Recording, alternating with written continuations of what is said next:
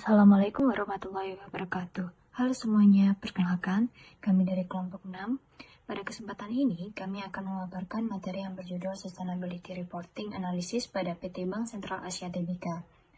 Dalam pemaparan ini, kami akan membahas bagaimana PT Bank Sentral Asia Tbk menerapkan prinsip keberlanjutan melalui laporan sustainability, serta menganalisis kinerja perusahaan dari aspek lingkungan, sosial, dan tata kelola perusahaan atau ESG.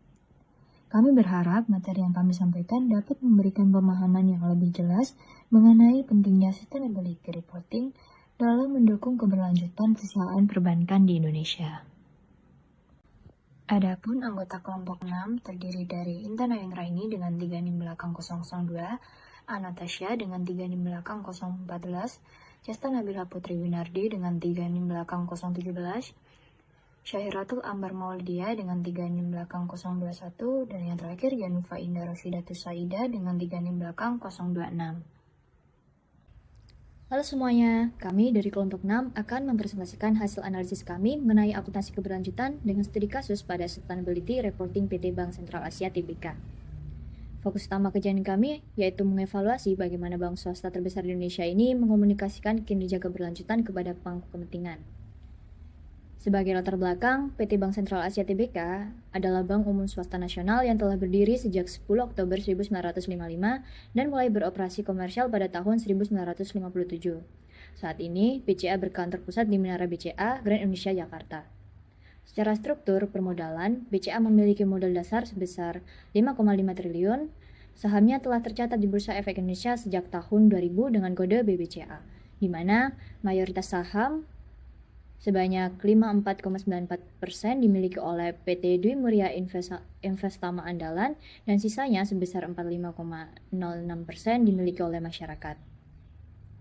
Hingga akhir periode pelaporan, BCA didukung oleh kekuatan 26.532 karyawan dan jaringan operasional yang sangat luas, mencakup 1.264 kantor cabang serta lebih dari 19.000 ATM di seluruh Indonesia. Di era transformasi digital ini, BCA secara konsisten mengembangkan layanan berbasis teknologi seperti My BCA, BCA Mobile, dan Klik BCA. Inovasi ini bukan hanya sekedar kemudahan transaksi, tetapi merupakan strategi untuk memperkuat posisi BCA sebagai bank transaksi terdepan yang didukung oleh berbagai entitas anak di bidang syariah, asuransi, hingga digital banking. Analisis yang kami lakukan memiliki 4 tujuan utama terkait pelaporan keberlanjutan. Yang pertama, menilai kesiapan BCA dalam mengimplementasikan standar internasional IFRS S1 dan S2. Yang kedua, mengkaji kesesuaian sustainability report BCA dengan standar domestik terbaru yaitu PSPK 1 dan PSPK 2. Yang ketiga, mengidentifikasikan gap, kekuatan, serta area yang masih memerlukan pengembangan dalam laporan mereka. Dan terakhir, untuk menyusun kesimpulan mengenai sejauh mana tingkat kesiapan BCA dalam menghadapi regulasi pelaporan keberlanjutan yang semakin ketat ke depannya. Lantas bagaimana kami melakukan analisis ini? Data utama yang kami gunakan adalah Sustainability Report BCA tahun 2024. Kami menggunakan metode content analysis dengan cara mencocokkan isi laporan tersebut secara mendetail terhadap PSPK 1 dan PSPK 2. Untuk menilai sejauh mana kesiapan BCA, kami membaginya ke dalam 3 kategori tingkat, yaitu yang pertama ada lengkap, ada full disclosed, yaitu jika informasi sudah diungkapkan secara menyeluruh. Yang kedua ada sebagian atau partial disclosed, yaitu jika baru sebagian informasi yang tersedia, dan yang ketiga yaitu belum diungkapkan atau not disclosed, jika informasi tersebut sama sekali belum ada dalam laporan keuangan. Untuk perkembangan standar global, penting bagi kita untuk memahami mengapa analisis ini dilakukan sekarang. Saat ini dunia sedang mengalami perubahan besar dalam pelaporan keberlanjutan global dengan diterbitkannya IFRS S1 dan IFRS S2 oleh ISSB. Laporan yang dulunya hanya bersifat naratif kini dituntut untuk menjadi lebih terstruktur, konsisten, dan terintegrasi dengan laporan keuangan. Di Indonesia sendiri, standar global ini telah diadopsi menjadi PSPK 1 dan PSPK 2, sehingga standar ini itu menjadi acuan utama bagi perusahaan terbuka dan sektor jasa keuangan seperti BCA dalam mengungkapkan informasi keberlanjutannya. Mengenal PSPK 1, secara spesifik PSPK 1 merupakan standar pengungkapan umum yang mana tujuannya sangat jelas, yaitu memastikan informasi yang disampaikan perusahaan itu relevan, konsisten, dan memiliki dampak nyata bagi pengambilan keputusan ekonomi investor. Dalam PSPK 1 ada 4 pilar utama yang kami analisis dari laporan BCA. Yang pertama yaitu tata kelola keberlanjutan, yang kedua strategi dan dampak keuangan, yang ketiga ada manajemen risiko keberlanjutan, dan yang keempat metrik dan target kinerja ESG. Sehingga secara keseluruhan PSPK 1 ini melihat bagaimana isu keberlanjutan bisa berlangsung dan berpengaruh terhadap kinerja keuangan perusahaan. Pada slide ini ditunjukkan bahwa dalam PSPK 1, isu keberlanjutan harus berada di bawah pengawasan langsung direksi dan dewan komisaris, serta terintegrasi dalam sistem good corporate governance. Berdasarkan Sustainability Report BCA, direksi dan dewan komisaris terlibat aktif dalam pengawasan keuangan keberlanjutan. Evaluasi rencana aksi keuangan berkelanjutan atau RAKB dilakukan minimal 4 kali dalam setahun, yang menunjukkan pengawasan yang berkelanjutan dan sistematis. Selain itu, aspek ESG telah dimasukkan ke dalam KPI manajemen, sehingga kinerja keberlanjutan berdampak langsung pada penilaian kinerja pimpinan. Hal ini menunjukkan bahwa tata kelola keberlanjutan di BCA sudah matang dan selaras dengan ketentuan PSPK 1. Selanjutnya, pada aspek strategi, PSPK 1 mengharuskan perusahaan mengungkapkan bagaimana isu keberlanjutan mempengaruhi model bisnis, arah strategi, dan kinerja keuangan dalam jangka pendek hingga jangka panjang. Berdasarkan Sustainability Report BCA, keberlanjutan telah terintegrasi dalam strategi pembiayaan yang tercermin dari peningkatan portofolio pembiayaan berkelanjutan. BCA juga memfokuskan strategi pada green financing dan pembiayaan UMKM yang sejalan dengan transisi menuju ekonomi rendah karbon dan inklusif. Selain itu, digitalisasi layanan perbankan berkontribusi pada penurunan emisi operasional sekaligus meningkatkan efisiensi biaya. Hal ini menunjukkan bahwa keberlanjutan tidak hanya menjadi komitmen, tetapi telah menjadi bagian dari strategi bisnis BCA di berbagai horizon waktu. Pada aspek manajemen risiko, PSPK 1 menekankan bahwa perusahaan harus mampu mengidentifikasi, menilai, dan memitigasi risiko keberlanjutan, khususnya risiko ESG, serta mengintegrasikannya ke dalam sistem manajemen risiko secara menyeluruh. BCA telah menerapkan Climate Risk Stress Test atau CRST untuk menilai dampak perubahan iklim terhadap kualitas aset, NPL, dan kecukupan terhadap modal. Selain itu, BCA juga melakukan climate risk management dan skenario analisis untuk mengantisipasi risiko fisik dan risiko transisi. Kemudian, BCA juga menetapkan kebijakan pembiayaan sektoral berisiko tinggi guna meminimalkan eksposur risiko ISG dalam portofolio pembiayaan. Penerapan pendekatan ini menunjukkan bahwa manajemen risiko ISG di BCA telah terintegrasi dengan manajemen risiko perusahaan dan selaras dengan ketentuan PSPK 1. Pada PSPK 1, bagian matriks dan target mewajibkan perusahaan mengungkapkan indikator dan target ESG yang jelas dan terukur agar kinerja keberlanjutan dapat dinilai secara objektif. Nah, berdasarkan Sustainability Report BCA, di sini perusahaan BCA telah mengungkapkan matriks utama seperti emisi GRK pada skop 1, 2, dan 3, serta indikator pembiayaan hijau dan UMKM sebagai dukungan terhadap ekonomi keberlanjutan. Nah, di sini BCA juga menetapkan target pengurangan emisi operasional untuk memantau kemajuan kinerja keberlanjutan. Namun, keterkaitan antara kinerja ISG dan dampak keuangan masih belum diperkuat selaras dengan IFR Sustainability Disclosure. Selanjutnya yaitu PSPK 2 yang mengadopsi IFRS S2 yang mengatur pengungkapan risiko dan peluang yang timbul akibat perubahan iklim serta dampaknya terhadap keuangan dan keberlanjutan perusahaan. Nah, di pengungkapan ini itu mencakup strategi perusahaan dalam memasukkan isu perubahan iklim ke dalam perencanaan bisnis dan juga pengelolaan risiko iklim seperti cuaca ekstrim dan juga perubahan regulasi serta matriks dan target iklim termasuk juga emisi dan target pengurangannya. Secara keseluruhan, PSPK 2 membantu pemangku kepentingan memahami kesiapan perusahaan dalam menghadapi perubahan iklim. Selanjutnya, penjelasan terkait PSPK 2 mengenai analisis strategi iklim, di mana PSPK 2 mewajibkan perusahaan menjelaskan pengaruh risiko dan peluang perubahan iklim terhadap strategi bisnis dan kinerja keuangan. Berdasarkan Sustainability Report BCA, resiko iklim telah diperhitungkan dalam strategi pembiayaan melalui pemetaan sektor beremisi tinggi serta pengembangan pembiayaan berkelanjutan, termasuk green financing, kemudian transisi energi, dan selain itu digitalisasi layanan perbankan dilakukan untuk menekan emisi operasional dan meningkatkan efisiensi biaya yang berdampak positif pada kinerja keuangan jangka panjang. Pada slide ini, kita membahas bagaimana BCA mengelola risiko iklim sesuai dengan ketentuan PSPK 2, khususnya pada aspek manajemen risiko. Dalam PSPK 2, perusahaan diwajibkan menjelaskan bagaimana risiko iklim diindikasi, dinilai, dikelola, serta diintegrasikan ke dalam sistem manajemen risiko perusahaan secara keseluruhan. Berdasarkan SRBCA, risiko iklim telah diindikasi dalam dua bentuk utama, yaitu risiko iklim fisik dan risiko iklim transisi. Kedua risiko ini dipandang penting karena dapat mempengaruhi kualitas kredit serta stabilitas portofolio pembiayaan bank. Untuk mengukur dampaknya, BCA telah menerapkan Climate Risk Stress Test dan Climate Risk Management System. Melalui pendekatan ini, BCA dapat menilai bagaimana perubahan iklim berpotensi mengaruhi risiko kredit di masa depan. Hasil dari analisis tersebut kemudian digunakan dalam pengambilan keputusan manajemen, khususnya dalam mengevaluasi potensi dampak terhadap NPL dan CAR, sehingga risiko iklim benar-benar menjadi bagian pengelola risiko bisnis bank. Selanjutnya, slide ini menjelaskan pemenuhan PSPK 2 pada aspek metrik iklim. PSPK 2 mengharuskan perusahaan untuk mengungkapkan metrik kuantitatif yang relevan dalam mengukur risiko dan peluang terkait iklim.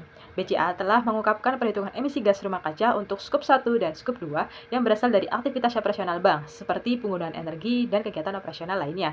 Selain itu, sebagai bank, BCA juga mulai menghitung emisi skop 3, khususnya dari aktivitas pembiayaan atau finance emission, yang saat ini telah mencakup lebih dari 50% portofolio pembiayaan. Tidak hanya berfokus pada risiko, BCA juga mengungkapkan metrik peluang iklim seperti nilai pembiayaan hijau dan pembiayaan UMKM berkelanjutan.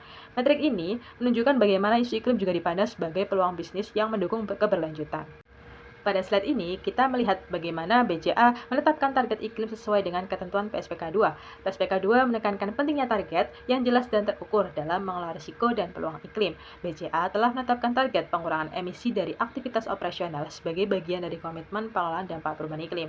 Selain itu, BCA juga memiliki target untuk meningkatkan pembiayaan berkelanjutan dan pembiayaan UMKM yang sejalan dengan upaya mendukung transisi menuju ekonomi rendah karbon dan inklusif. Namun demikian, untuk target kuantitatif jangka panjang terkait penurunan emisi pembiayaan atau skop 3 saat ini masih berada dalam tahap pengembangan dan belum sepenuhnya diformalkan. Dashboard ini merupakan gambaran umum penerapan prinsip ESG atau Environmental, Social, and Governance pada Bank BCA. Melalui dashboard ini, BCA menunjukkan komitmennya dalam menjalankan bisnis yang tidak hanya berorientasi pada kinerja keuangan, tetapi juga memperhatikan aspek lingkungan, sosial, dan tata kelola perusahaan. Pada aspek environmental, dashboard menampilkan bagaimana BCA mengelola dampak operasional terhadap lingkungan seperti penggunaan energi, emisi gas rumah kaca, dan juga pemanfaatan kertas dan penggunaan air. Hal ini mencerminkan upaya BCA dalam meningkatkan efisiensi sumber daya dan mendukung keberlanjutan lingkungan. Selanjutnya, pada aspek sosial, dashboard menggambarkan perhatian BCA terhadap sumber daya manusia termasuk tingkat turnover karyawan, jumlah karyawan, serta jam pelatihannya. Aspek ini menunjukkan komitmen BCA dalam mengembangkan karyawan dan penciptaan lingkungan kerja yang berkelanjutan. Sementara itu, pada aspek governance, dashboard menampilkan struktur tata kelola perusahaan yang meliputi komisaris independen, dewan komisaris, dan direksi, yang mana struktur ini menunjukkan penerapan prinsip transparansi, akuntabilitas, dan pengawasan yang baik dalam pengelolaan perusahaan. Sehingga secara keseluruhan, dashboard ESG dan sustainability ini memberikan gambaran bahwa BCA telah mengintegrasikan prinsip keberlanjutan ke dalam strategi bisnisnya secara menyeluruh. Kinerja aspek lingkungan environmental BCA yang berfokus pada penggunaan energi, emisi gas rumah kaca, penggunaan air, dan listrik. Grafik di sebelah kiri menunjukkan bahwa penggunaan energi listrik BCA mengalami peningkatan dari tahun 2020 hingga tahun 2024. Peningkatan ini sejalan dengan pertumbuhan aktivitas operasional dan digitalisasi layanan perbankan. Sementara itu, grafik di sebelah kanan menunjukkan tren emisi gas rumah kaca yang juga meningkatkan khususnya setelah tahun 2022. Hal ini tidak hanya mencerminkan aktivitas operasional, tetapi juga meningkatkan cakupan pengukuran emisi yang semakin komprehensif sesuai standar keberlanjutan. Data ini menunjukkan bahwa BCA telah memiliki basis data lingkungan yang terukur dan konsisten yang menjadi fondasi penting dalam implementasi IFRS S1 dan IFRS S2. Analisis selanjutnya yaitu penggunaan air. Bisa dilihat pada gambar di atas di mana data menunjukkan bahwa penggunaan air berfluktuasi di awal periode, lalu meningkat tajam sejak tahun 2022. Nah, pada tahun 2020 hingga 2021, konsumsi air relatif rendah dan bahkan mengalami penurunan. Namun, mulai 2022 terjadi lonjakan yang signifikan dan berlanjut hingga tahun 2024 dengan nilai tertinggi sebesar 492.516 meter kubik. Nah, kenaikan ini mengidentifikasikan peningkatan aktivitas operasional, kemudian perluasan usaha atau intensitas produksi yang semakin tinggi dalam beberapa tahun terakhir. Nah, analisis selanjutnya yaitu penggunaan kertas, di mana penggunaan kertas menunjukkan tren yang serupa, yakni relatif rendah pada 2020 hingga 2021. Kemudian meningkat drastis di tahun 2022, sehingga mencapai puncaknya di tahun 2023 sebesar 478 ton. Pada tahun 2024 terjadi penurunan 435 ton yang dapat mengidentifikasikan upaya efisiensi digital dokumen atau kebijakan pengurangan penggunaan kertas, meskipun operasional masih tergolong tinggi. Jadi, kesimpulannya, secara keseluruhan, pada grafik memperlihatkan bahwa peningkatan aktivitas operasional sejak tahun 2022 berdampak langsung pada kenaikan penggunaan sumber daya, khususnya air dan juga kertas. Namun, penurunan ini menjadi identifikasi awal penerapan praktek keberlanjutan dan efisiensi sumber daya yang relevan dalam konteks pengolahan lingkungan atau ESG. Berdasarkan grafik jumlah karyawan periode 2020 hingga 2024, terlihat bahwa total karyawan BCA relatif stabil dan cenderung meningkat, baik karyawan tetap maupun tidak tetap, serta pada karyawan laki-laki dan perempuan. Karyawan tetap perempuan dan laki-laki merupakan porsi terbesar yang menunjukkan bahwa BCA mengandalkan tenaga kerja jangka panjang, bukan tenaga kerja sementara. Peningkatan jumlah karyawan pada 2023 hingga 2024 mencerminkan adanya ekspansi bisnis dan kepercayaan perusahaan terhadap pertumbuhan berkelanjutan. Selanjutnya dari sisi ESG, kondisi ini menunjukkan bahwa BCA memiliki komitmen sosial yang kuat dalam menciptakan lapangan kerja, menjaga stabilitas tenaga kerja, hingga mendukung keberlanjutan kesejahteraan karyawan. Selanjutnya untuk tingkat turnover karyawan, turnover sempat meningkat pada 2021 hingga 2022 yang dapat dikaitkan dengan kondisi pasca pandemi, penyesuaian organisasi, serta dinamika pasar tenaga kerja. Namun, setelah itu, turnover menurun secara konsisten hingga 2024, bahkan menjadi yang terendah. Penurunan tingkat turnover ini menunjukkan bahwa adanya karyawan cenderung bertahan lebih lama, tingkat kepuasan dan loyalitas karyawan meningkat, dan kebijakan SDM BCA semakin efektif. Dalam konteks ESG, turnover yang rendah mencerminkan lingkungan kerja yang sehat, sistem pengembangan karyawan yang baik, serta perhatian perusahaan terhadap kesejahteraan dan keamanan kerja. Berdasarkan jumlah karyawan yang stabil dan tingkat turnover yang relatif rendah serta menurun, dapat disimpulkan bahwa BCA telah menerapkan aspek sosial dalam ESG yang baik.